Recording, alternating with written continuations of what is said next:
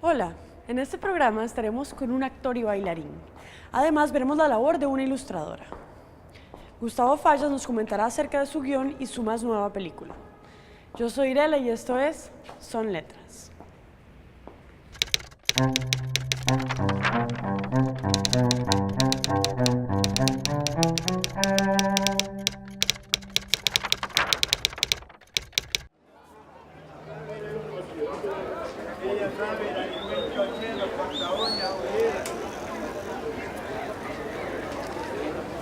Disculpe, señor, ¿usted sabe dónde queda este lugar? No, señor. Gracias. Bueno, dice 17 exterior, paseo de turistas, crucero día. Al llegar al paseo de los turistas, Daniel observa extasiado la presencia inmensa del crucero. El joven rodea la entrada al muelle donde hay una malla que impide el paso. Hay actividad constante de entrada y salida de buses. Gentes vestidas de trajes típicos. Intenta vender con los paquetes turísticos. Daniel observa lo que lo rodea e intenta, a como puede, ver el crucero más de cerca. Sin embargo, cuando está a punto de entrar al muelle, se encuentra con el guarda que le impide la entrada. ¿Qué se le ofrece, papá? ¿Para entrar a ver el crucero? Aquí no se puede ingresar ¿Pero por qué? porque no hay permiso para ingresar al barco. Me dijeron que tal vez podían ocupar un asistente de cocina. No, señor. Vaya, migrando de acá, señor. Daniel, desilusionado, observa el crucero mientras el tumulto se convierte en un barullo a su alrededor. Un joven realiza en la playa una escultura de arena con la figura de un crucero similar, pero hecho en arena. Daniel lo contempla sentado en una banca y saca el teléfono y hace una foto. Esa es la secuencia número 17 que, ¿cómo se llama? Que cambia bastante, pero que es igual. Cuéntenos, ¿de qué trata Puerto Padre a grandes rasgos? ¿Qué nos puede decir de la película? Mira, esta película trata sobre un viaje, esencialmente es el viaje de un joven adolescente que viaja de una isla, que es la isla de Chira, al puerto de Punta Arenas. Y en ese viaje, pues lo que va a hacer esencialmente es crecer. Es un viaje de crecimiento, una película sobre la pérdida de la inocencia, quizás, esencialmente, sobre un conocimiento, sobre un desplazarse, sobre un cambio de territorio también. Trata sobre eso. Realizó el guión y dirijo la película, ¿no? Sí. Entonces, ¿cómo fue esa transición? Cuéntanos cómo fue el proceso de transición. Entre la escritura y la realización. Mira, la escritura de este guión es en realidad un proceso largo. Yo recibí una beca de la Fundación Carolina en España para hacer un proceso de desarrollo de proyecto cinematográfico en un lugar que se llama la Residencia de Estudiantes en Madrid. Y en ese lugar yo pasé de una especie de pequeño relato que tenía de escritura, donde contaba este cuento de un muchacho que se desplazaba de una isla, de la isla de Chira, al puerto, pasé a concluir con un guión cinematográfico que se llamaba Puerto Padre, que es este proceso. Eso fue en el 2006. Y entonces, bueno, durante un proceso de varios años, lo que constituyó fue en la revisión, en el desarrollo del proyecto como tal, en una reescritura constante, porque porque el guión cinematográfico, si no se filma, pues esencialmente lo que se hace es que se reescribe, se reescribe. Se reescribe también como adaptándolo a una realidad, que eso me parece que es importante en el carácter, digamos, del proceso como tal. Porque conforme yo me acerqué con este texto escrito que había producido de alguna manera la imaginación y algunos referentes que yo tenía, lo que hice fue acercarlo poco a poco a la realidad que la investigación y el proceso me permitía conforme yo viajaba, por ejemplo, a la isla de Chira o viajaba a Punta Arenas en un proceso de búsqueda de locaciones, en un proceso de búsqueda de casting, en un proceso, digamos, de investigación fotográfica. Entiendo que este es su primer largometraje. Sí.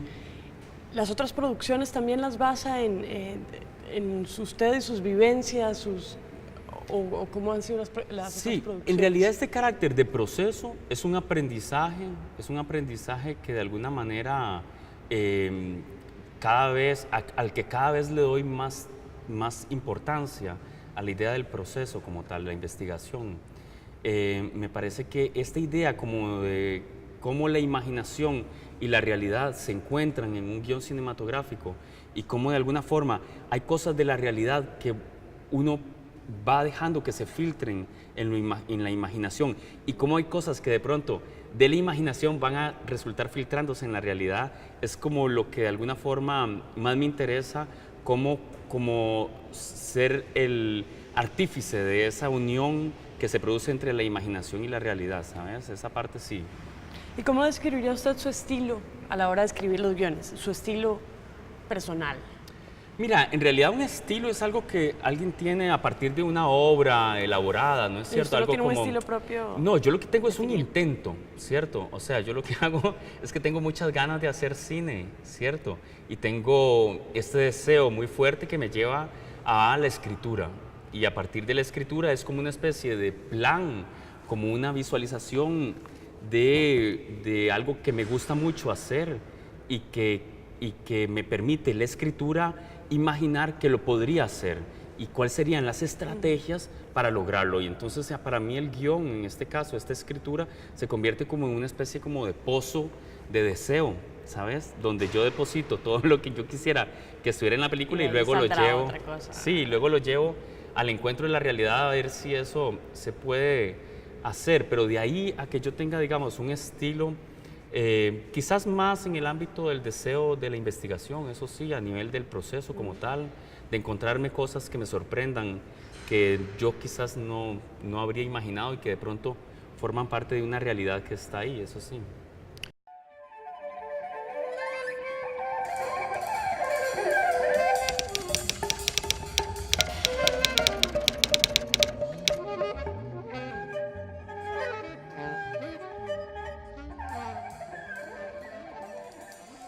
Soy ilustradora, me he dedicado desde ya casi 30 años a ilustrar libros y la especialidad ha sido libros para niños, porque los libros para niños originalmente es donde más se había desarrollado la ilustración, pero me gusta ilustrar también libros para adultos, portadas, afiches.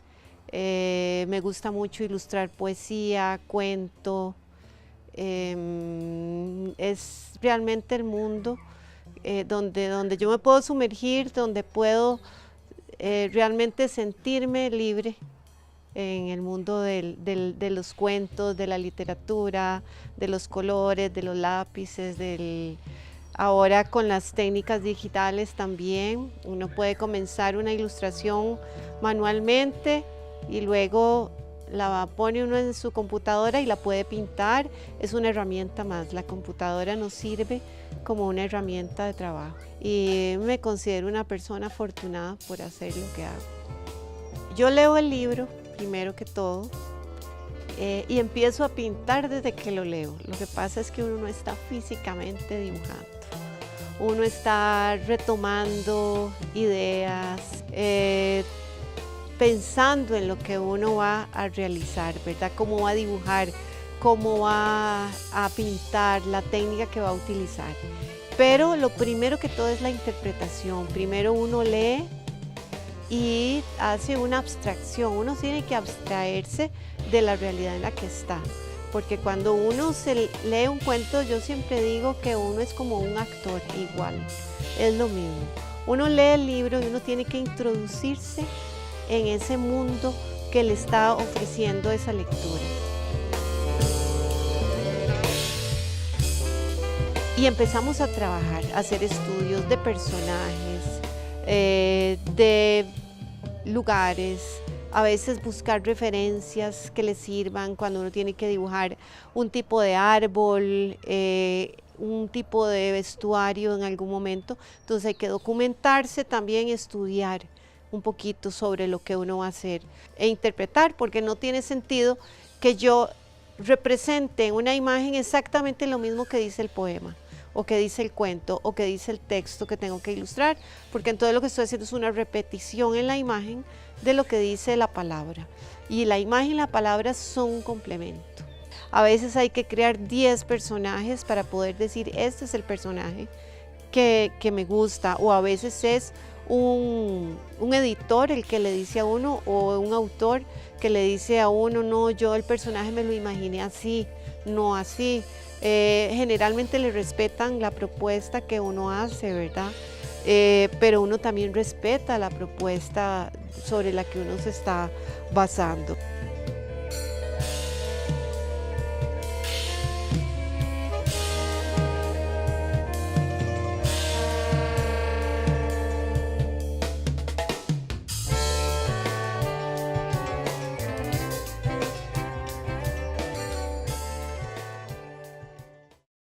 El último libro que leí fue La cadera de Eva, de José Enrique Campillo.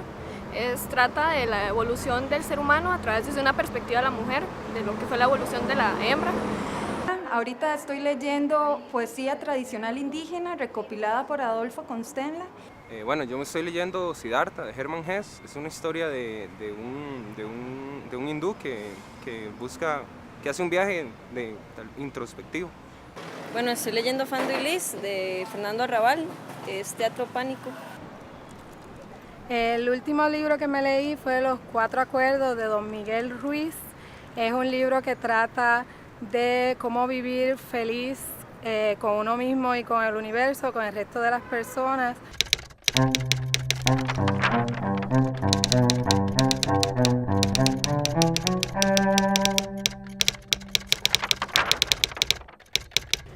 Gustavo, ¿quién era usted de niño? De niño,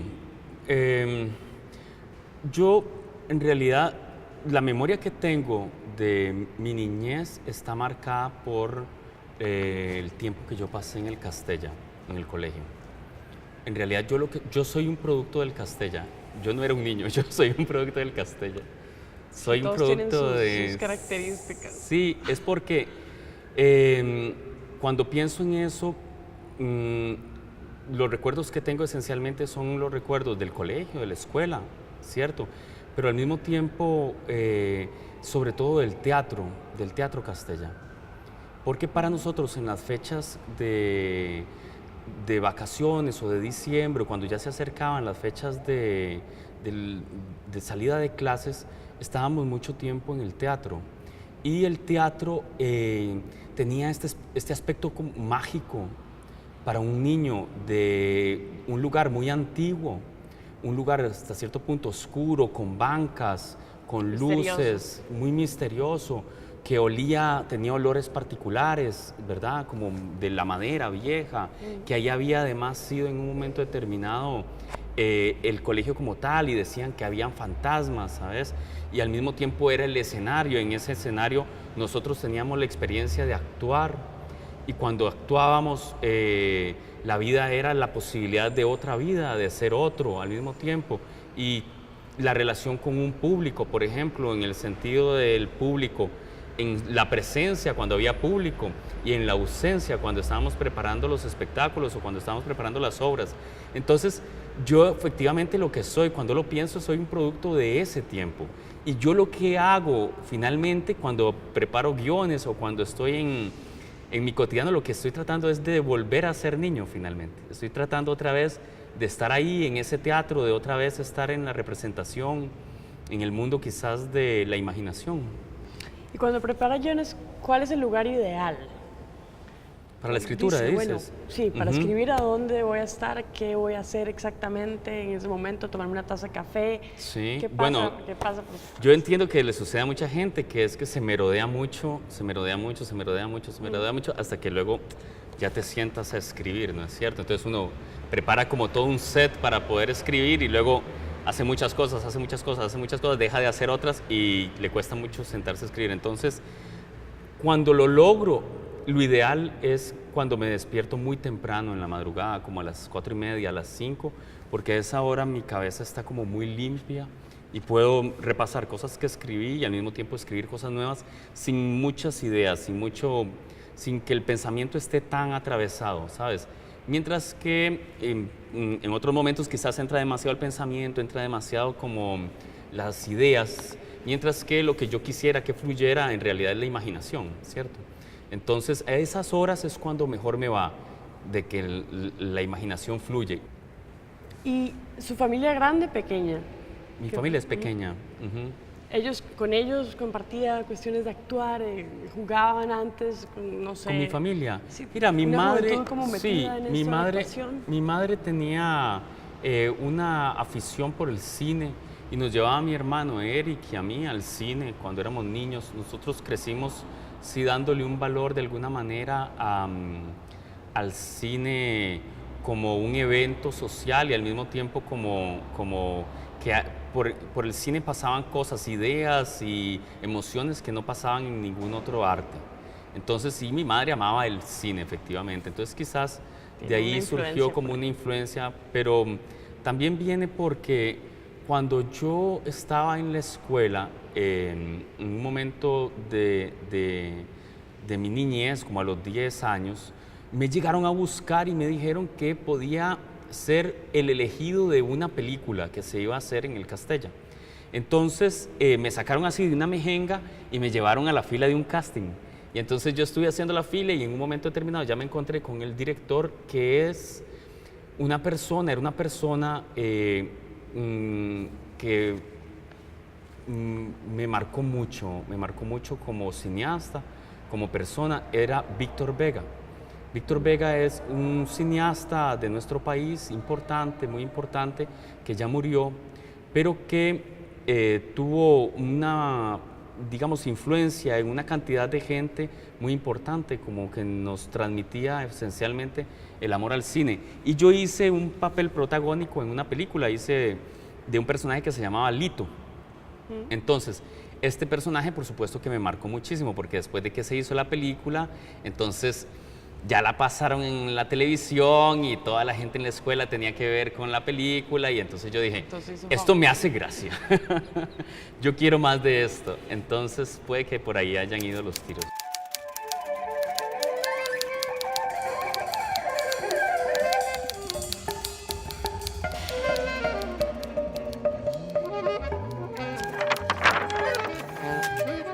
Libro de teatro. Palabra amor. Las patas de los caballos. Bambalinas verdes de un teatro. El telón que cae cada función. El actor que desarrollo es teatro, danza, cine. A veces me dan como mucha pereza los textos que están establecidos, ¿verdad? Entonces, pero sí los agarro, los estudio, los desmenuzo y me imagino unas cuestiones personales que aunque no están ahí dentro de ese texto, trato de buscar qué fue lo que pasa con ellos o no sé, pero me dan perecilla los textos, ¿verdad? Yo creo que la gente lee cada vez menos, ¿verdad? Pero sí, es importante, obviamente. Entiendo la actuación como un juego, cuyo elemento primordial es el cuerpo, donde el actor se habita y ahí habita el hecho teatral. El juego, la imaginación, la verdad emocional es lo más importante en el teatro. Y si esto se logra, el espectador es el que va a dar la respuesta de lo que hiciste, si lo hiciste bien o lo hiciste mal. Trabajo a partir del cuerpo y así encontrar canales emocionales. Lograr estados lúdicos como los tienen natural los niños. disfrutar en escena. Eso es lo más importante de las cosas que logro cuando hago teatro. Si logro eso, siento que lo hice bien, porque esto te permite transitar estados y pasiones, pero todo a partir del juego. Últimamente hice un trabajo con Marcela Aguilar y Luis Rábago, en que éramos 3 bailarinas y yo, y escribimos recuerdos de cada uno de nosotros, ¿verdad? Como 5 recuerdos de cada uno, entonces habían 20 situaciones de los 4 intérpretes, más el director, más la coreógrafa. Entonces todo eso se metió en un sombrero y después se escribió y se vino a hacer, ¿verdad? Como que, qué sé yo le corté de niño la trenza a mi hermana, ¿me entiendes? Y terminé siendo yo un tipo en una cama que era el abuelo del director, ¿me entiendes? Y saqué cosas de que el viejo estaba metido en la cama y que cada vez que se levantaba va al baño y en camino al baño se pierde, ¿me entiendes? Pero, es decir, no había nada escrito. Salió esa improvisación y de ahí se construyó eso y fue al revés. Que me viene a la mente escribir letras.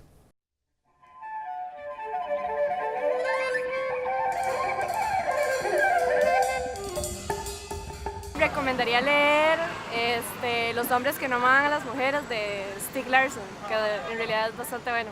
Creo que Jorge de Bravo es uno importante para los que les interesa la poesía. Tenemos autores tan variados en Costa Rica y de alguna manera desconocidos, que en general yo recomiendo todos, porque son nuestros y creemos que tenemos que valorar nuestro quehacer cultural. Recomiendo leer la obra de Rodolfo Arias, especialmente las Vamos para Panamá, Te llevaré en mis ojos, y El emperador Tertuliano y la Legión de los Superlimpios.